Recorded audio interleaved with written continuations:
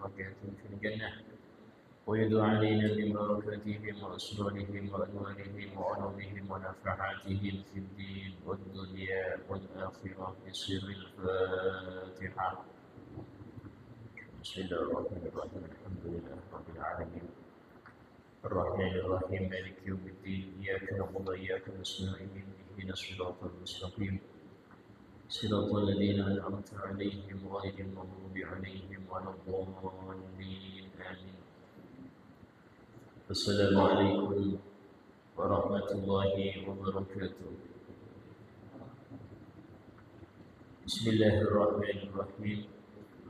الحمد لله رب العالمين وبه نستعين على أمور الدنيا والدين. أشهد أن لا إله إلا الله وحده لا شريك له وأشهد أن سيدنا محمدا عبده ورسوله لا نبي بعده. اللهم صل وسلم وبارك وكرم وعظم ومجد على حبيبنا وشفينا وقرة أعيننا محمد وعلى آله وصحبه أجمعين. سبحانك لا علم لنا إلا ما علمتنا إنك أنت العليم الحكيم. رب اشرح لي صدري ويسر لي أمري واحلل عقدة من لساني يفقهوا قولي بجاه النبي وآله. قال الله تعالى: وقل رب زدني علما. وقال رسول الله صلى الله عليه وسلم: طلب العلم فريضة على كل مسلم. وقال الإمام قطب الإرشاد وفضل العباد الحبيب عبد الله بن علي بن محمد الحجاج رضي الله عنه ورضي عن أبيه ورحمه الله ورحمنا به ونفعنا به في الدارين آمين. ومن المهلكات الحسد للمسلمين. أما الحسد فحسبك به ذما وقبحا أن الله تعالى أمر رسول الله صلى الله عليه وسلم بالاستعاذة من شر الحاسد كما أمره بالاستعاذة من شر الشيطان. فقال تعالى: ومن شر حاسد إذا حسد. Dan termasuk daripada penyakit hati yang menyebabkan seseorang itu masuk neraka adalah hasud kepada orang muslim. Dan cukuplah bagi engkau untuk menjelaskan betapa hinanya hasud itu dan betapa buruknya sifat orang yang hasud, bahwasanya Allah Ta'ala memerintahkan Rasulnya untuk minta perlindungan kepada Allah dari keburukan orang yang hasud, sebagaimana Allah Ta'ala menyuruh Nabi-Nya untuk meminta perlindungan kepadanya dari keburukan syaitan. Seakan-akan keburukan syaitan dan keburukan orang yang hasud itu satu derajat. Dalam surah Al-Falaq, Kul, katakan ya Muhammad, A'udhu birabbil falaq, aku berlindung dengan Tuhannya waktu falak. Waktu falak ini waktu subuh. Dari apa? Min syarri ma khalaq, dari keburukan apapun yang Dia ciptakan. Wa min syarri ghasiqin idza waqab, dan dari keburukan waktu malam ketika sudah menjelamnya. Wa min syarri naffatsati fil 'uqad, dan dari keburukan naffatsati fil 'uqad, itu perempuan-perempuan yang meniup di dalam uqad ini, tukang-tukang sihir, perempuan-perempuan yang penyihir.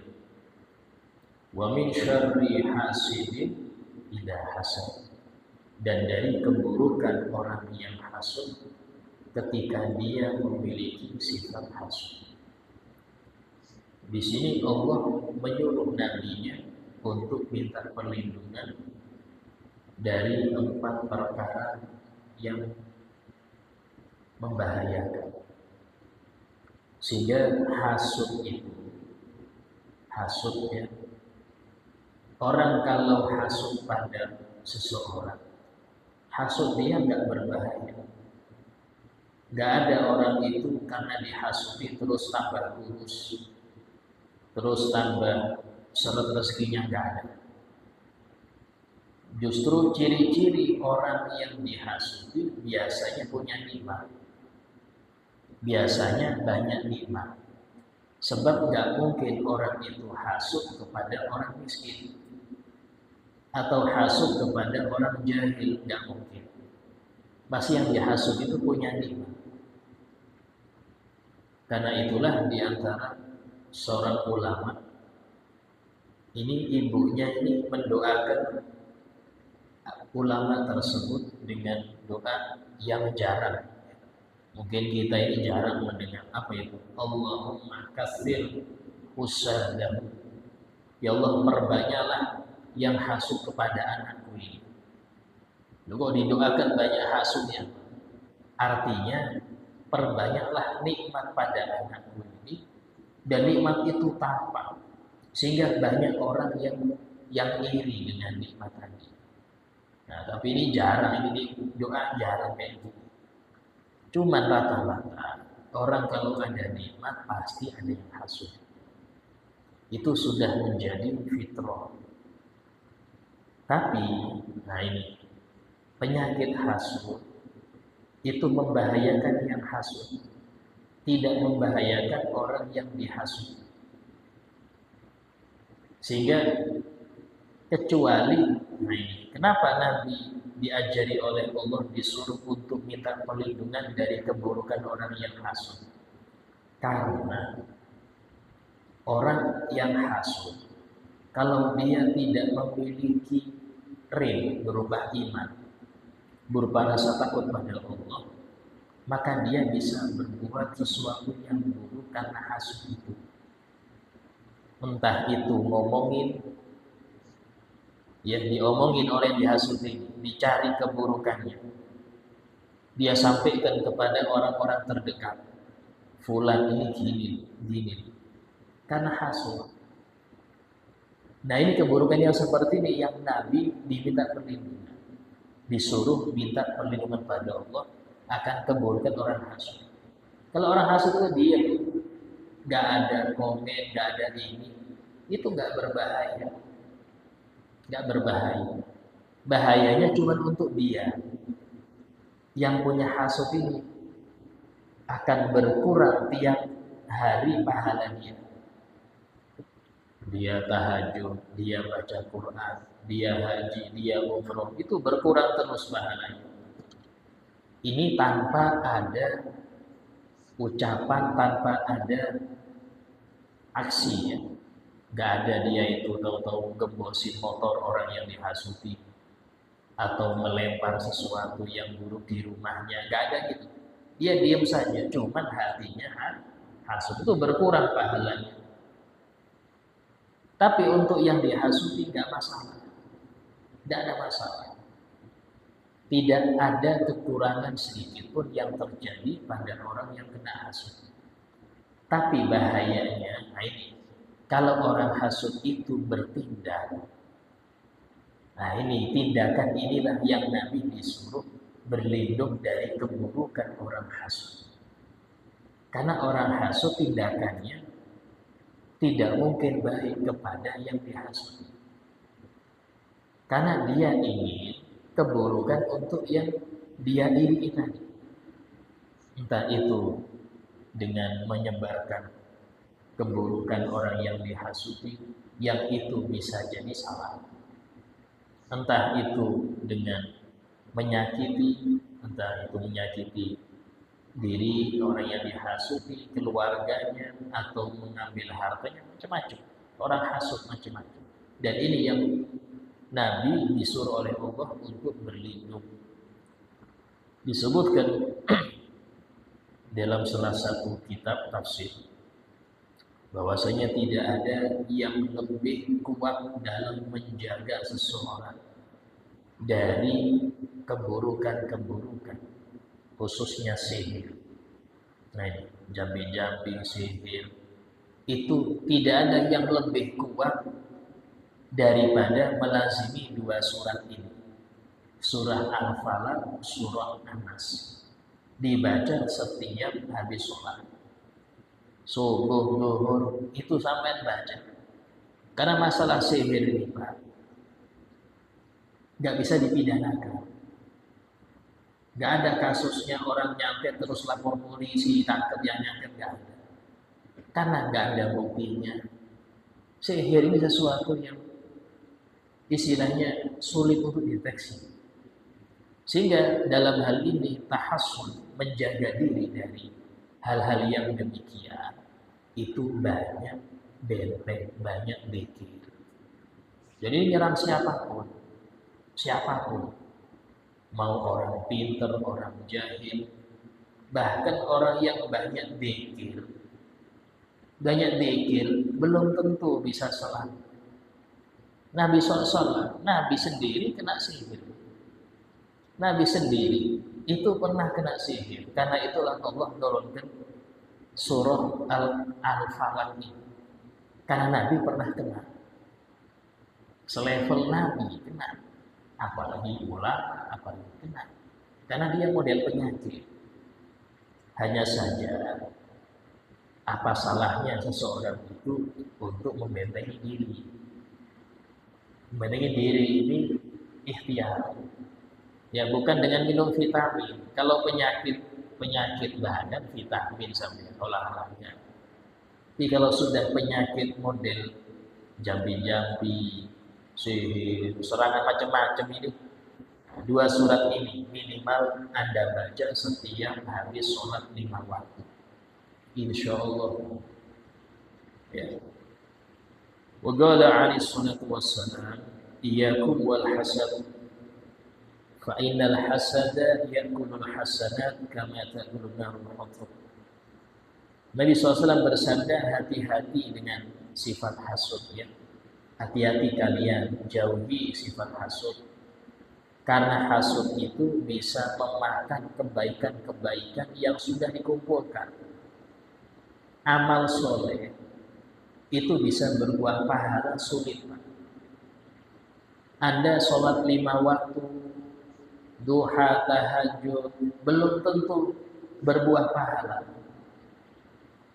Kenapa? Karena pahala itu setelah amal diterima. Nah, diterima ini Allah sudah berfirman, innama yataqabbalullahu minal muttaqin. Allah hanya menerima amal dari yang bertakwa. Sodako, tapi sholatnya jarang, nggak diterima sodakonya. Ahli sholat malam, tapi nggak pernah puasa Ramadan, nggak diterima sholat malamnya, karena nggak bertakwa. Ya, takwa ini menjalankan yang wajib, menjauhi yang haram. Sehingga kalau itu sudah bisa, amal apapun diterima. Nah, amal kalau diterima berbuah pahala. Nah, pahala yang sudah dikumpulkan capek-capek ini bisa habis kalau orang itu di hatinya ada hasud. Ya, hati-hati, penyakitnya amal soleh itu kalau ada hasud. Kadang-kadang pegangannya tasbih terus, tasbih, tapi hatinya, wah ini kenapa kok kayak gini? Jangan-jangan, ini menghabiskan pahala, hati-hati. Karena itulah kata ulama mengatakan ada kalanya ketidaktahuan kita itu lebih baik daripada tahu. Tidak tahu urusan orang itu lebih baik daripada Anda ngerti. Kenapa? Kalau ngerti urusan sini, mending saya nggak ngerti urusan orang daripada saya ngerti tapi nanti wah jangan-jangan macam-macam sudah. Setan itu berjalan di jalannya darah. Artinya apa? Kapanpun setiap detik bisa membisikkan kepada Anda sesuatu yang mungkin nggak pernah Anda lintaskan, tapi setan melintaskannya. Sehingga kata Nabi, hati-hati sifat hasud. Ya, karena hasud itu akan memakan pahala-pahala sebagaimana api memakan kayu bakar. Kayu bakar satu truk, ya, atau ada yang bakar satu aja, habis itu. Satu truk habis, dua truk habis. Kenapa? Ada yang dibakar, pasti habis. Wa qala alaihi salatu wassalam, dan bersabda Rasulullah SAW, la yajtami fi jawfi 'abdin al-iman wal hasad wa hadha syadid fata'ammalhu. Dan bersabda Rasulullah SAW, tidak berkumpul di hati seorang hamba keimanan dan sifat hasud. Kata Habib Haddad, yang ini sangat-sangat ekstrim di sini. Maka perhatikan. Artinya apa? Kalau orang beriman, gak mungkin hasud ada. Kalau hasud berarti imannya gak ada. Ini berat. Kata ulama, ini ada isyarat orang yang tetap hasud sampai akhir hayat, wafatnya su'ul khotimah. Kalau nggak dia obati mulai sekarang, itu wafatnya su'ul khotimah. Ya. Kenapa demikian? Karena orang yang hasud itu tauhidnya rawan. Kok bisa rawan, Ustaz? Orang hasud itu timbulnya gara-gara diri ini, hati ini kurang menerima apa yang Allah bagi kepada hambanya. Yang bagi rezeki itu Allah. Besar kecil itu Allah yang bagi. Gak mungkin seseorang itu bisa ngatur rezekinya. Kalau setiap orang bisa ngatur rezekinya, tiap orang pasti kaya semua. Kalau tiap orang bisa ngatur rezekinya sendiri, tiap orang pasti kaya semua, makmur semua. Tapi coba lihat, nggak ada orang cita-cita miskin. Cita-cita miskin tidak mungkin. Semua orang cita-cita pengen makmur, tapi lihat, ya. Dan rezeki atau kaya miskin itu tidak ditentukan dengan usaha yang keras. Bukti, ya. Kalau memang dengan usaha yang keras, kerja keras itu bikin kaya, maka para kuli harusnya kaya-kaya. Siapa yang bisa ngalahkan kerja keras kuli? Nggak ada. Justru yang di kantor nggak pernah keringetan lebih makmur daripada yang di apa menunjukkan di sini? Menunjukkan bahwasanya rezeki kaya atau miskin itu bukan ditentukan dengan kerja keras. Imam Syafi'i beliau mengatakan di dalam salah satu hikmahnya, beliau mengatakan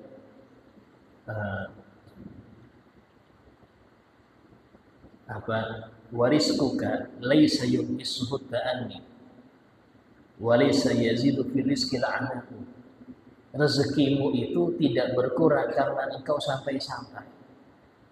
Rezekimu gak akan berkurang karena engkau santai, nyarinya santai. Dan tidak bertambah akan rezeki itu karena capekmu, gak bisa.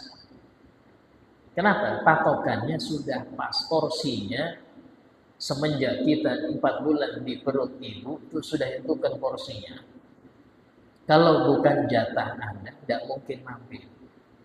Kalau jatah Anda, walaupun itu di dahinya singa, pasti mampir pada Anda. Nah, disebutkan di dalam ucapan Alhamdulillah Haddad, walladzi li ghairi la yati ilaih. Sesuatu yang bukan jatahmu tidak mungkin datang kepada. Walladzi kusiblat hasilun ladzi. Tapi yang sudah jadi jatahmu pasti mampir kepadamu, cepat atau lambat. Cepat atau lambat, pasti mampir pada engkau. Kalau memang itu jatah engkau. Kalau sudah tahu seperti itu, fashtagil bi rabbik, sibukkan dirimu dengan urusan engkau dengan Tuhanmu. Apa? Bil fardil haqiqah, faridohnya, yang wajibnya diseriusi. Yang wajibnya, yang sunnahnya diseriusi. Urusan yang sudah dijamin, cari sebatasnya aja. Nggak perlu jadikan prioritas tertinggi Anda. Nah itu pertama. Orang kalau sudah mengetahui rezeki ini Allah yang atur, maka dia nggak akan hasud. Orang hasud itu ketika dia nggak paham kaidah ini, sehingga dia seakan-akan protes pada Allah, ya Rob, salah Anda ngasih fulan ini salah, harusnya saya. Nah ini repot. Fulan ini jangan kasih, harusnya saya, salah Anda dalam bagi ini. Berarti dia cacat dalam tauhid. Dia sudah cacat dalam tauhid. Iman dia berbahaya. Karena dia menyalahkan Allah dalam pembagiannya. Sehingga Allah Ta'ala menegur, ahum yaksimuna rahmat rabbik. Apakah mereka yang membagi rahmat Tuhan? Apakah mereka yang membagi rahmat Tuhan? Tidak. Nahnu qasamna bainahum ma'isyatahum fil hayatid dunya. Allah, kata Allah, kami yang membagi ma'isyah, itu kami yang bagi, bukan mereka. Terus kenapa mereka kok iri pada pembagianku? Gak setuju, gak terima. Terima. Gara-gara orang gak terima itu karena tadi seakan-akan dia nyalahkan Allah. Nah ini baru muncul hasud. Ya, hasud ini dimulai dari situ. Yang kedua, dia membandingkan fulan baru setahun sudah makmur, saya sudah 7 tahun gini-gini aja. Nah mulai muncul nih membanding-bandingkan, mulai muncul di situ penyakitnya. Akhirnya ada iri, hasud. Padahal dia sendiri makmur, mereka dia sendiri makmur. Saya ini punya rumah baru 10 tahun. Dia sudah punya rumah setahun, sudah punya rumah. Nah, dan sama-sama punya rumah, tapi kok lebih cepat dia. Nah disinilah muncul hasud. Artinya apa? Mending kita nggak tahu urusan orang. Seseorang itu kalau cuma ngerti urusan dia dan aib dia, maka dia akan sibuk memperbaiki dirinya tanpa sibuk menilai aib orang. Enak. Suatu nikmat besar ketika Anda itu tidak tahu urusan orang. Dan Anda hanya disibukkan dengan urusan Anda. Karena yang ditanya nanti di akhirat itu urusan Anda dengan Allah. Anda nggak ditanya urusan orang lain. Anda nggak ditanya urusan orang lain. Yang ditanya urusan Anda kayak apa. Gitu. Sehingga dalam hal ini Nabi bersabda, hasud dan iman nggak mungkin bersatu. Kalau di hati itu ada iman, hasud iman. Kalau di hati itu ada hasud, iman berarti bisa nggak ada, bisa tipis. Nah ini sehingga kata beliau ini syadid ya, ini sangat-sangat berat. Wa qala alaihi salatu wassalam, dan bersabda Rasulullah SAW, la tahasadu, jangan kalian saling hasud. Wala tabaghadu, jangan saling benci. Wala tadabaru, jangan saling bermusuhan. Ini Nabi menyampaikan hadis ini karena urutannya memang demikian. Orang kalau dia saling hasud, pasti saling benci. Pasti. Kalau dia saling hasud, pasti saling benci. Kalau nggak diobati penyakit hasud ini, akan muncul saling benci. Kenapa? Saling curiga. Ini jangan-jangan nilep nih, jangan-jangan terus. Ini jangan-jangan macam-macam sudah. Sehingga itu muncul akhirnya suudzon. Suudzon jadi benci tanpa klarifikasi. Dia nggak tabayun dulu, dia langsung mengambil kesimpulan. Ketika sudah saling benci, maka pasti saling bermusuhan, pasti. Ya, nunggu waktunya aja. Wa ma'nal hasad, kata beliau, arti hasud itu an yajidal insan fi sudri wa qalbi dayqan wa harajan wa karahiyatan li ni'matin an'ama Allah biha ala 'abdin min ibadihi fi dinihi aw dunya. Arti hasud itu adalah ketika seseorang mendapati di hatinya itu ada sempit, ada sakit, ada sumpek, ada kebencian kepada suatu nikmat yang Allah berikan nikmat itu kepada hamba yang lain. Entah itu saudaranya, tetangganya, teman kantornya. Kadang-kadang yang kenal ya, jarang orang yang nggak kenal. Saya hasut pada orang luar negeri, ngapain saya nggak kenal dia, ngapain saya hasut. Hasut itu muncul pada yang kenal. Tetangga, seprofesi, ya gitu, seprofesi. Nah, merasa nggak senang, sempit hatinya itu ketika melihat nikmat itu. Baik di dalam agama ataupun dunia. Nggak senang kalau ada orang 5 waktu berjamaah. Nggak senang kalau ada tetangganya itu hadir majelis istiqomah, nggak senang. Sehingga ngapain? Sampean ini banyak dosa, kok kumpul orang-orang suci. Di sini di warung aja ngobrol-ngobrol. Justru banyak dosa hadir majelis. Kadang-kadang setan ini pintar, Pak. Dan dulu saya ini belum pantas untuk hadir tempat-tempat seperti ini. Saya masih banyak dosanya. Loh, karena banyak dosa, ayo bersih-bersih. Bukan mau ngerumpi di warung kopi. Kapan selesainya? Ada kalanya ini penyakit orang hadir majelis ini yang nyegah ini banyak, Pak. Ya, ada kalanya sumpah ini saya ini sudah istiqomah malam Jumat ini baca Yasin Waqiah Tabarok tiap habis maghrib. Sehingga saya kalau hadir pengajian habis maghrib malam Jumat gak istiqomah nanti. Ingat, baca Quran bisa dipending, gak harus maghrib, bisa nanti malam, bisa sebelum tidur. Dan baca Quran sunnah, hadir majelis wajib. Ada kalanya dia nggak paham di situ. Ya. Dan ini bukan berarti majelis kita ya, terserah sampai mau hadir majelis manapun silahkan. Saya nggak mewajibkan Anda hadir di sini, tapi harus hadir. Hadir dimanapun majelis itu minimal seminggu sekali harus hadir. Kenapa demikian? Tanda orang itu menjadi ahli surga. Orang itu dapat kebahagiaan dunia akhirat kalau dia paham agama.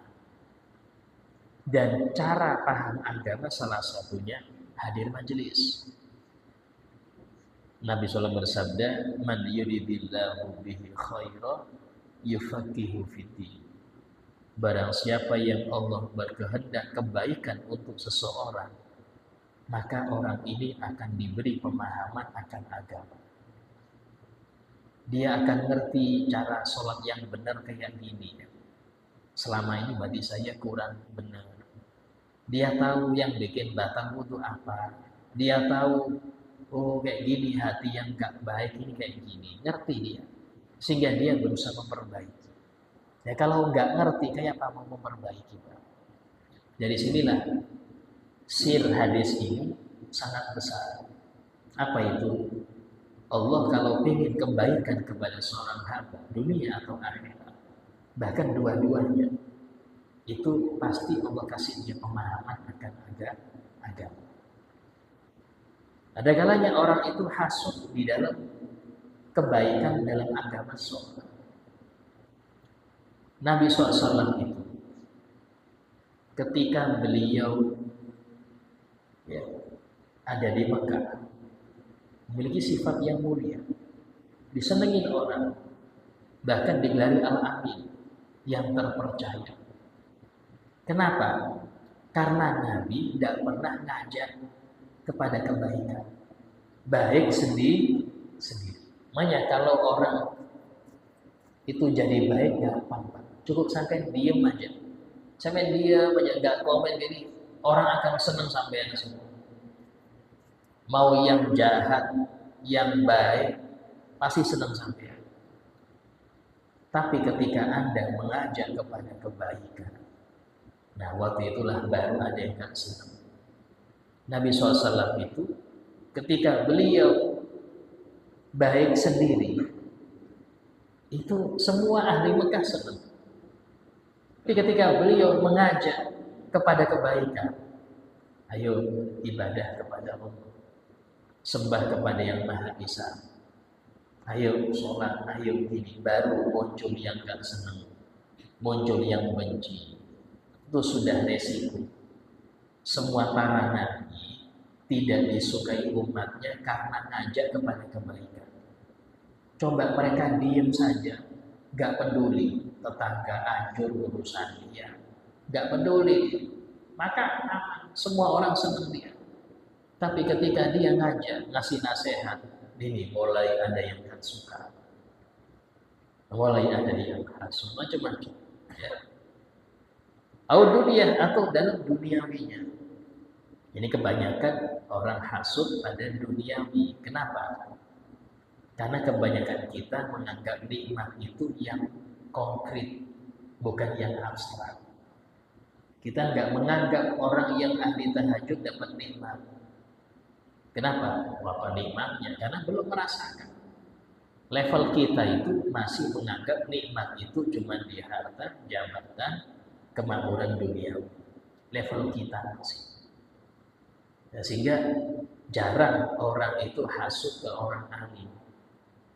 Kenapa? Apa nikmatnya orang? Apa nikmatnya? Dia nggak merasakan nikmat di situ. Yang dia rasakan nikmat ketika orang alim itu bertambah dunianya, baru dia hasut.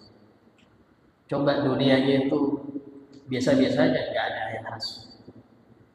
Karena orang itu hasut pada nikmat yang kelihatan. Jadi itu kebanyakan. Sampai-sampai saking irinya, dia ini mengharap nikmat yang ada pada orang tadi hilang dari, entah itu bangkrut, entah itu pengen dipecat orang itu dari jabatannya, pengen dilecehkan, macam-macam. Nah, yang seperti inilah hasut yang berbahaya. Ini yang Nabi SAW disuruh minta perlindungan pada Allah. Keburukan orang hasut di situ. Bahkan dia mengharap, berangan-angan hal tersebut, walaupun nikmat itu nggak mampir pada dia. Nggak apa-apa, saya nggak dapat jabatan itu. Yang penting dia nggak jadi. Nggak apa-apa, saya nggak dapat posisi itu. Yang penting dia lengser di situ. Yang ini model hasut. Ya. Dan itu adalah puncaknya keburukan. Puncaknya keburukan. Barang siapa, kata beliau, yang mendapati hal itu di hatinya, ya, ada sifat hasut di hatinya pada seorang dari muslim, maka wajib bagi dia untuk membenci sifat itu. Ya Allah, kenapa ini? Kok bisa ini muncul? Harus dia benci, jangan dipelihara. Karena ini fitrah. Setiap manusia pasti dia ini gak pengen ada yang mengungguli dia. Sifat fitrah. Cuman ini sifat buruk. Kalau tidak diarahkan kepada syariat Nabi Muhammad, akan terpelihara sifat buruk ini. Semua orang punya sifat ini. Gak ustadznya, gak santrinya, semua punya.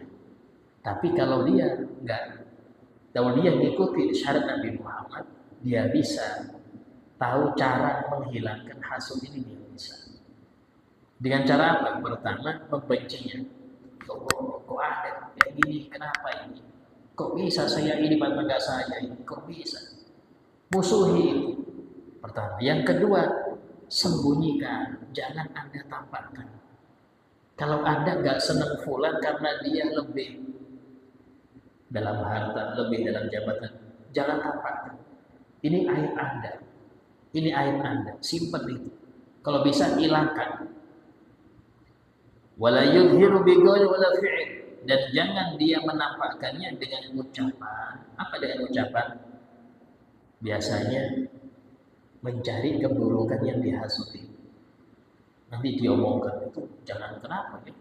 Kok cepat betul ya tokonya berkembang? Jangan-jangan, nah repot sudah. Ini berarti orang akan tahu hasut ini. Ini hasut. Ya, jangan ditambahkan. Apalagi dengan perbuatannya.